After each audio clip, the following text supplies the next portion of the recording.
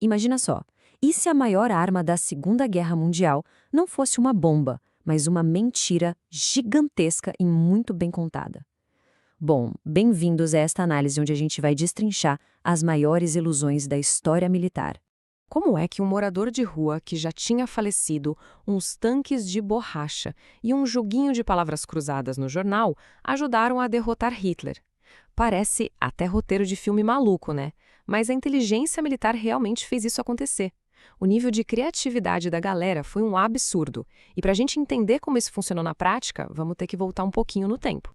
A Guerra das Ilusões. Porque a verdade é o seguinte: o componente mais genial da vitória dos aliados não foi o poder de fogo bruto ou quem tinha mais munição. Nada disso. Foi uma manipulação psicológica digna de superprodução de Hollywood. O lance não era só lutar contra o inimigo, mas dominar totalmente o que o inimigo achava que estava vendo. O cadáver que enganou Hitler. Lá em 1943, os aliados precisavam invadir a Sicília de qualquer jeito. Mas, para evitar um verdadeiro massacre nas praias, a gente precisava convencer o alto comando alemão de que o ataque real ia acontecer na Grécia. E qual foi a solução para esse dilema? Um cadáver de mentira que virou uma lenda. A bizarra Operação Mincemeat começou com uma tragédia. Em janeiro de 43, Glendor Michael, um homem em situação de rua, morreu depois de ingerir veneno de rato. A inteligência pegou esse corpo do necrotério e literalmente transformou ele no fictício Major William Martin. E olha, eles criaram uma vida inteira pro cara. Colocaram cartas de amor nos bolsos, foto de uma noiva que nem existia, recibos de lojas e, o mais importante, planos militares falsos de uma invasão à Grécia.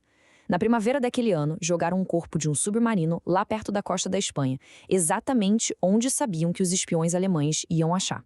E adivinha? O plano não só funcionou, como foi um sucesso estrondoso. O alto comando alemão caiu direitinho. Eles morderam a isca, engoliram a história da maleta plantada e chegaram a mover divisões inteiras de tropas de defesa lá para a Grécia.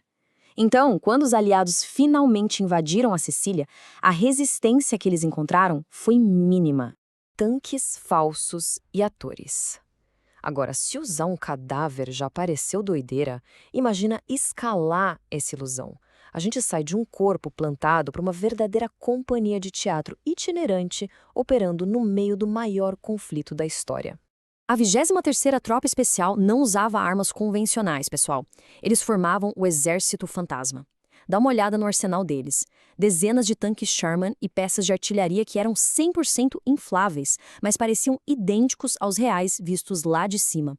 Eles também usavam alto-falantes gigantes tocando barulho gravado de blindados que ecoavam por quilômetros. E não para por aí, tinha tráfego de rádio falso, imitando operadores de código Morse e até atores profissionais fardados, enchendo a cara nos cafés da Europa, só para vazar falsos segredos de propósito para os espiões inimigos ouvirem. Em contraste, é um negócio de explodir a cabeça. O que os alemães juravam de pé junto que era uma força de elite com 30.000 soldados pesadamente armados, prontos para aniquilar tudo pela frente, na verdade era só um grupo de 1.100 artistas de rua, maquiadores e engenheiros de som. É isso mesmo, a galera do entretenimento enganou o exército mais temido da Europa de novo. A maior mentira da história.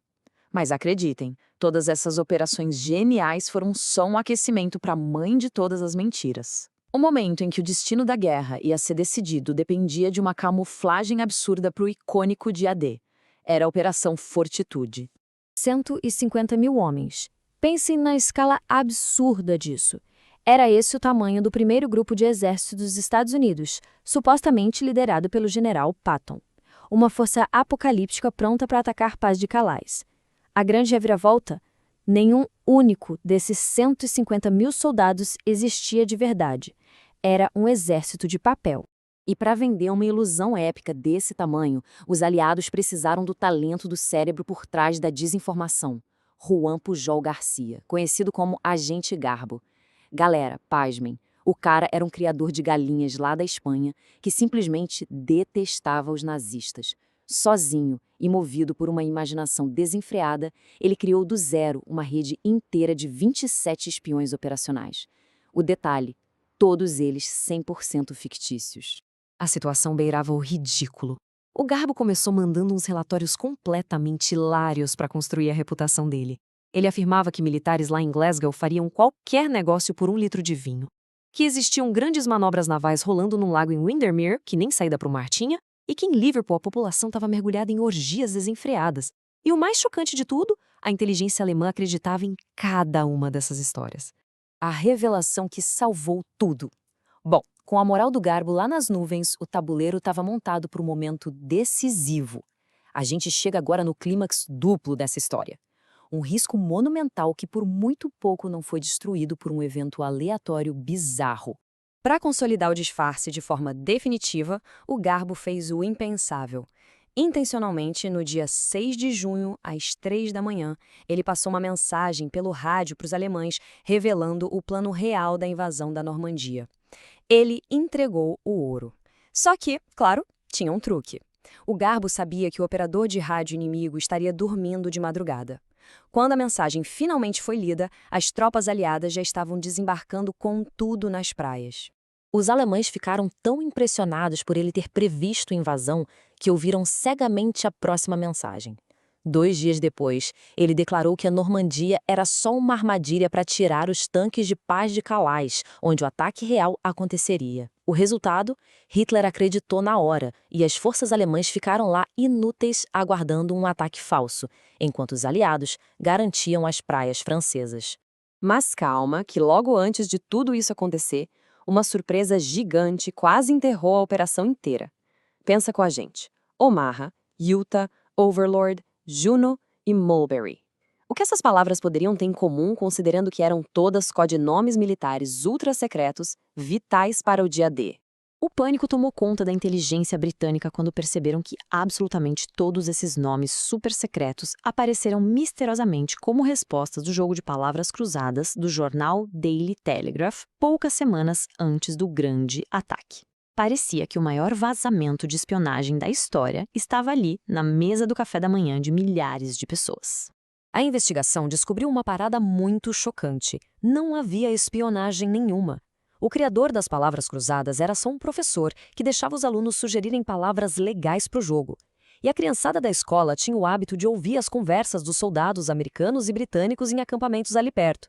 Eles memorizavam aquelas palavras diferentes que não entendiam e colocavam no jornal.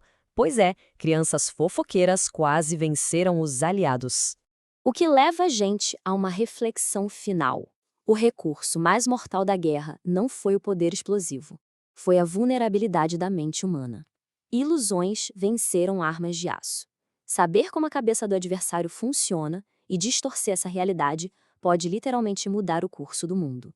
Se essas histórias deram um nó na cabeça de vocês, fiquem ligados para a nossa próxima análise. Valeu e até lá!